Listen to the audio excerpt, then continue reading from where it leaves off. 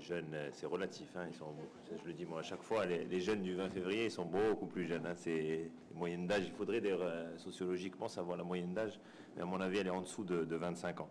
Moi, c'est plus quelques interrogations. Il y a un point qui m'a intéressé. Je sais pas si on peut avoir un peu plus d'éléments sur la question qui était liée aussi à Internet, Facebook. Vous disiez qu'il y a quelque part une montée de l'attrait de l'Occident à mettre en opposant cela un recul de la pensée islamiste et peut-être même plus loin pan-arabe dans cette jeunesse. Donc, est-ce qu'on a d'autres aspects?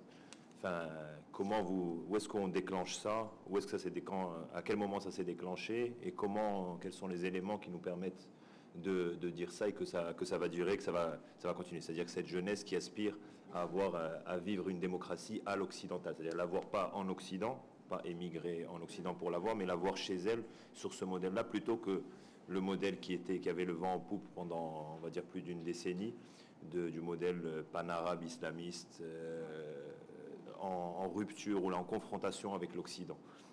C'est un point, moi, je pense, intéressant. L'autre, c'est un autre point, une interrogation aussi. Est-ce que, et ça, je ne l'ai pas retrouvé ici, mais je vous pose peut-être la question, et peut-être tout le monde ici, est-ce que ce n'est pas aussi le recul des capacités organisationnelles des partis de la gauche marocaine? Parce que, mine de rien, dans la jeunesse du 20 février, on a vu, c'est vrai qu'il y a beaucoup d'indépendants, mais il y a beaucoup de gens, pas les leaders, mais ceux qui ont pris le devant très très vite en termes d'idées, de mobilisation, des gens qui gravitent autour d'un certain nombre de partis politiques marocains, mais qui ne trouvent pas leur place. Certains ont gardé donc on a les gens de Taléa, les gens de l'USFP, les gens du PSU, mais qui n'ont pas trouvé leur place, qui n'ont pas émergé ces 5 dernières années. Ils n'ont toujours pas leur place aujourd'hui dans l'organisation elle-même. Et ils n'ont pas pour autant abandonné leur étiquette. Hein. Et même les discussions avec les jeunes du 20 février, il y a les gens de Taléa et les gens de l'USFP et tout ça qui gardent leur étiquette et qui la revendiquent là. Et c'est là où, moi, par rapport à la contradiction que vous avez levée sur l'idéologie, notamment la question de la laïcité et tout ça, est-ce que finalement c'est pas le paradoxe de la gauche marocaine qui, elle, n'a pas tranché cette question de la laïcité, plus que la gauche versus la l'ISM? Parce qu'au sein de la gauche marocaine, moi je connais, à part Neige, pas un parti qui est clairement dit ce qu'il pensait de la laïcité. Le PSU ne le fait pas, l'USFP ne le fait pas, Taléa ne le fait pas non plus. Donc c'est cette question-là, est-ce que ce n'est pas des contradictions qu'on a retrouvées, qui existaient dans la gauche marocaine et qui finalement, cette jeunesse-là n'a pas trouvé sa place on va dire, de revendication ou de mobilisation politique à un instant important de l'histoire, parce qu'il y a tout un environnement qui est en train de se passer, et Internet a apporté cette liberté de penser, qui aurait pu on va dire politiser positivement, enfin oui, bien sûr positivement, le Maroc, c'est-à-dire avoir une nouvelle génération d'acteurs politiques qui allaient poser les termes du débat en termes politiques, mais dans les partis cette fois-ci plutôt que dans la rue. C'est une vraie question, hein, je ne sais pas, je n'ai pas les points. Est-ce que j'avais un autre point? Oui. Oui, sur les sorties, sur les conclusions, est-ce que une sortie plutôt positive serait pas un engagement politique dans une échéance électorale de cette jeunesse-là qui irait dans des élections pour, en plus de sa capacité mobilisatrice qu'elle a prouvée virtuelle et physique, prendre cette expérience nécessaire à faire de la politique? C'est-à-dire, est-ce qu'on voit dans cette jeunesse-là, en tout cas la volonté, moi je pense qu'elle existe, mais la capacité à franchir le pas et faire quelque part à un moment donné un compromis, c'est-à-dire ne pas être que dans la rupture totale vis-à-vis des institutions et de l'État, mais cet engagement, c'est-à-dire y aller et mûrir plus vite que ses aînés. Voilà les quelques points que j'avais, moi. Merci.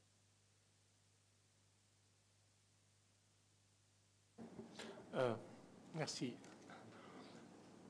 Je ne sais pas, l'année dernière, en juillet 2010, c'était dans cette salle, tu te rappelles, c'était 14 ou 17 juillet. On avait présenté notre premier rapport du Cercle d'analyse économique. Du premier rapport du Cercle d'analyse économique, en fait. Et je me rappelle, il y avait des journalistes qui avaient posé l'une des questions phares, pourquoi vous avez inséré cette dichotomie entre démocratie et autocratie en matière de croissance économique. Donc il y avait tout un débat, mais à l'intérieur du débat, nous avions dit également que l'une des grandes différences entre la théocratie et la démocratie, c'est que la sanction est différente. Au niveau démocratique, la sanction se fait par les urnes, et au niveau de la théocratie, la sanction se fait souvent par la rue. Et finalement, on avait commencé ce débat du 20 février déjà en juillet 2010. Moi, je pense que Madame la Présidente avait raison de soulever les questions via les fenêtres de tir, c'est-à-dire l'opportunité du contexte. Moi, sincèrement, je la vois par rapport à deux éléments majeurs.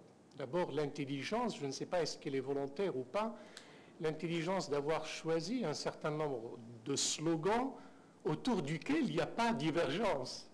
C'est-à-dire que des thèmes tels que la démocratie, tels que le gouvernement, ils avaient la chance d'avoir un gouvernement extrêmement faible, avec des mesures extrêmement problématiques, avec une situation politique des plus, j'espère dire les mots politiquement corrects, nous allons dire une situation politique pas gaie du tout, G-A-I-E, c'est-à-dire, et du coup, le choix des mots d'ordre était effectivement la première trouvaille. Est-ce que c'était volontaire? Est-ce que c'était réfléchi? Mais je pense que c'est la première victoire, c'est le choix des mots d'ordre. Cette force va progressivement devenir une faiblesse. Va progressivement devenir une faiblesse. Au fur des mois, au fur des manifestations, les slogans qui étaient dans un premier temps extrêmement mobilisateurs sont relégués au second plan par rapport à la nature des débats qui s'en est suivi. Le 9 mars, le débat politique, les différentes plateformes et propositions en matière constitutionnelle.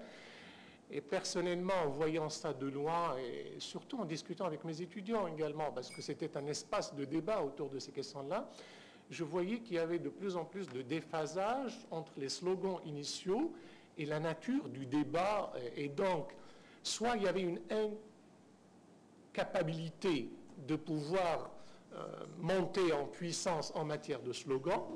Si c'est le cas, c'est justement ce refus du compromis dont vous avez parlé. Le refus du compromis, il peut être soit volontaire, soit tout simplement parce que Saqf Dial Matalib est resté plus ou moins à limite.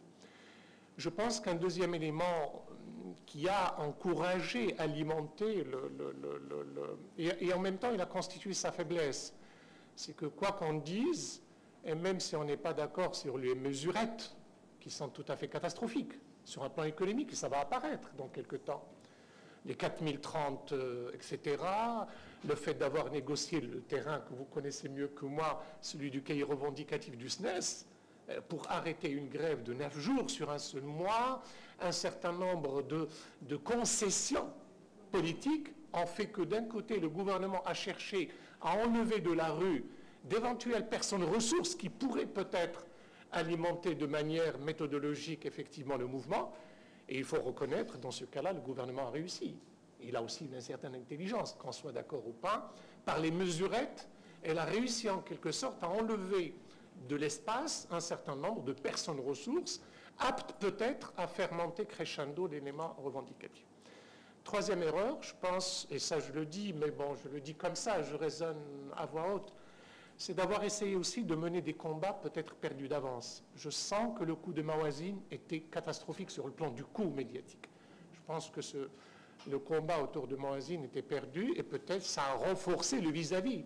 Parce que dans un mouvement, on a un vis-à-vis. Ne pas tenir compte de la vie du vis-à-vis, comment le vis-à-vis réagit, on risque d'affaiblir un mouvement quel qu'il soit, en quelque sorte.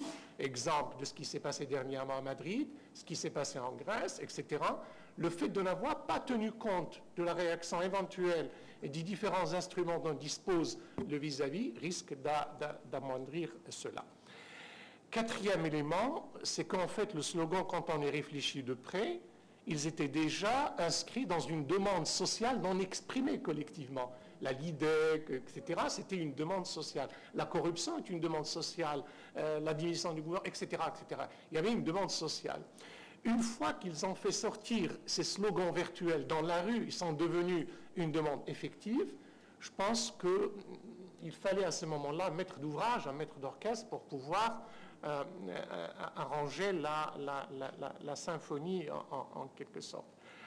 Alors demain, puisque vous avez conclu par rapport à cela, c'est vrai, personnellement, je pense, je l'ai toujours pensé, je ne l'ai pas caché, je l'ai dit honnêtement, j'ai toujours dit que c'est un bon mouvement, il a créé de belles choses, une belle dynamique, mais ce n'est pas le vrai mouvement pour demain.